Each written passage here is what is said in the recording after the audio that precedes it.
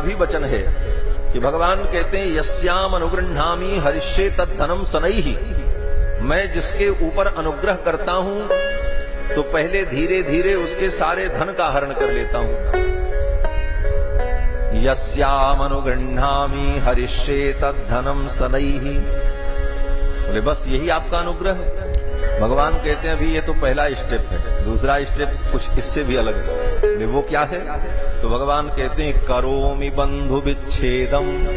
उसके परिवार के लोगों से उसको अलग कर देता हूं। उसके साथ साथी बिछुड़ जाते हैं, जिसको बहुत चाहता है वही उससे दूर हो जाता है। करोमि बंधु विच्छेदम, ये दूसरा अनुग्रह मेरा है। फिर भगवान कहते हैं इसके बाद मेरा अंतिम अनुग्रह जो है उसका भी स्वरूप जान लो। वो क्या है? बोले सर्वम क्लेशादि जीवनम। उसके पूरे जीवन को मैं क्लेशमय बना देता हूं। यस्याम अनुगृह्णामि हरिष्ये तद्धनम सनैहि करोमि बंधु विच्छेदम सर्वम क्लेशादि जीवनम। भक्त ने कहा महाराज ये आपका अनुग्रह कौन लेगा? आप उसको दरिद्र बना दो, फिर उसके संबंधियों से भी उसको अलग कर दो, फिर उसके जीवन में दुख का पहाड़ पटक दो, तो आपके इस अनुग्रह को कौन स्वीकार करेगा? भगवान कहते हैं इतना करने के बाद भी जो मेरे भजन में लगा रहता है उसको मैं ऐसे पद पर बैठा देता हूं कि ब्रह्मा भी उसके चरणों में प्रणाम करते। इतना होने के बाद भी जो अपने धैर्य को नहीं छोड़ता, लोग थोड़े में ही धैर्य छोड़ देते हैं। भगवान की कृपा की एक किरण भी नहीं आती तब तक लोग घबरा के छोड़ देते हैं भजन पूजन। एक सज्जन मिले, रोज रामायण पढ़ते थे, मंत्र जपते थे, बड़े नियमनिष्ठ थे, नियम से रहते थे। उनका जवान बेटा मर गया, सब बंद कर दिया, न पूजा न पाठ न रामायण न गीता। एक दिन संत मिले, बोले महाराज बहुत भजन पूजन करते थे, अब कैसा जीवन आपका हो गया? ये अच्छा काम आपने क्यों बंद कर दिया? बोले क्या करें महाराज, हमारा जवान बेटा मर गया, उसी दिन से हमारा विश्वास उठ गया। बोले तुम्हारा विश्वास इतना हल्का था? एक बेटे के मर जाने पर तुमने भगवान की भक्ति छोड़ दी? अरे सारी दुनिया मर जाए फिर भी भगवान की भक्ति नहीं छोड़नी चाहिए।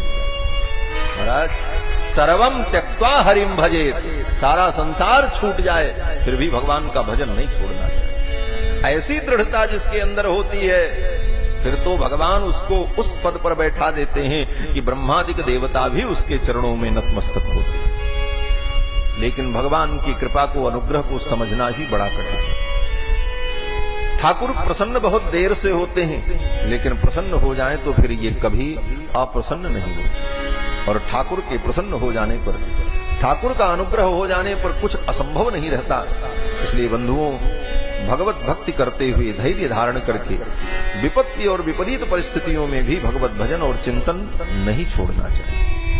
हल्के लोग, साधारण लोग त्याग देते हैं। बोले महाराज इतना हम करते थे और भगवान ने इतना दुख दिया।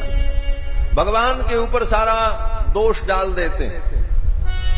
इह परत्र दुख पावही और सिर धुनि धुनि पछताही, काल ही कर्म ही ईश्वर ही मिथ्या दोष लगाए। अपने प्रारब्ध को, अपने पूर्व कृत कर्म को नहीं देखते। वास्तव में भगवान प्रारब्ध को भोगा करके उसको कर्म बंधन से मुक्त करते हैं। ये प्रारब्ध जब तक बचा रहेगा तब तक संसार का बंधन रहेगा। भगवान चाहते हैं कि मेरे भक्तों का प्रारब्ध यहीं पर नष्ट हो जाए, प्रारब्ध भोग करके वो अपने कर्म बंधन से मुक्त हो जाए। इसलिए भगवान अपने भक्तों के प्रारब्ध को भोगा करके समाप्त करते हैं। इस विषय में हमारे आचार्यों ने बड़ा सूक्ष्म चिंतन किया। एक श्लोक में कहूंगा, श्री वेदांत देशिक स्वामी जी महाराज अधिकार संग्रह ग्रंथ में कहते हैं कि प्रारब्धेतर पूर्व पापम अखिलम प्रामादिकम चोत्तरम न्यासेन क्षपयन्नभ्युपगतम प्रारब्ध खंडंचन। भगवान की शरणागति कर लेने पर भी प्रारब्ध कर्म नष्ट नहीं होता। प्रारब्ध तो भोगना ही पड़ता है, बाकी सब कर्म नष्ट हो जाते हैं। अहम ता सर्व पापेभ्यो मोक्षयिष्यामि, सारे पाप को भगवान नष्ट कर देते हैं। लेकिन जो प्रारब्ध भोगने के लिए शरीर मिला है वो प्रारब्ध तो भोगना ही पड़ता है। वेदांत देशिक स्वामी जी कहते हैं कि प्रारब्धेतर, प्रारब्ध से इतर जो कर्म है, पूर्वम अखिलम, उन सारे पापों को भगवान नष्ट कर देते हैं। उसके बाद बोले प्रामादिकम चोत्तरम, शरणागति करने के बाद अगर प्रमाद बस कोई अपराध हो जाए, जैसे हमने भगवान की शरणागति कर ली, लेकिन अब शरणागति करने के बाद भी हमसे पाप बन गया, क्योंकि अनेक जन्मों के संस्कार हैं, हो ही जाएगा। तो प्रमाद वश अगर शरणागति करने के बाद भी पाप हो गया तो भगवान इतने कृपालु हैं कि उसको भी नष्ट कर देते हैं। प्रामादिकम चोत्तरम न्यासेन क्षपयन्। और भगवान क्या करते हैं? बोले अनभ्युपगत प्रारब्ध खंडंचन। प्रारब्ध में भी जिन प्रारब्ध कर्मों का भोग अभी प्रारंभ नहीं हुआ है, ऐसे प्रारब्ध कर्म को भी भगवान मिटा देता है।